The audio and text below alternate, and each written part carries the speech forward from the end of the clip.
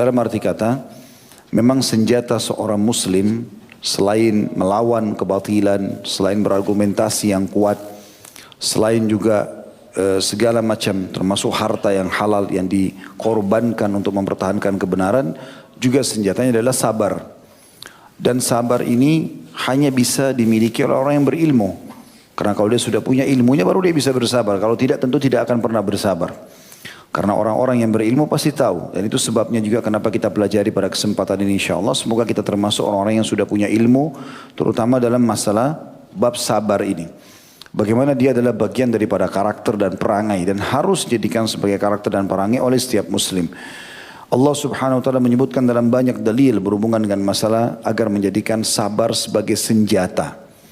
Dan definisi sabar kata ulama adalah menerima takdir Allah dan ikhtiar mencari jalan keluar. Itu adalah sabar. Apapun sifatnya, baik masalah itu kecil ataupun besar, ya semuanya diikuti dengan sabar. Yaitu menerima dulu itu sebagai keputusan dari Allah. Baik itu adalah sebuah nikmat ataupun sebuah cobaan yang kita anggap sesuatu yang kita tidak senangi. Karena enggak mungkin terjadi kecuali dengan takdir Allah subhanahu wa ta'ala. Dan kata Hudzaifah radhiyallahu anhu, Allah tidak pernah menetapkan sebuah hukum kecuali Allah ingin hukum itu diterima. Walaupun kita tidak suka. Ya, apapun sifatnya, gangguan orang, orang utang tidak bayar, orang mencaci maki, hilangnya harta, bangkrutnya harta, hilangnya orang yang kita cintai, semua itu adalah cobaan Allah subhanahu wa ta'ala. Allah timpakan kepada hambanya yang dia inginkan dan disitulah Allah menguji hambanya. Dia sabar atau tidak. Kita akan dengarkan insyaAllah beberapa dalil atau banyak dalil juga contoh-contoh tentang masalah sabar ini. Yang pertama diangkat oleh penulis ini adalah firman Allah yang maha suci dan maha pemurah dalam surah Al-Imran ayat 146. A'udzu billahi minasyaitonir rajim wa ka'ayyin min nabiyyin qatala ma'ahu ribbiyuna katsir.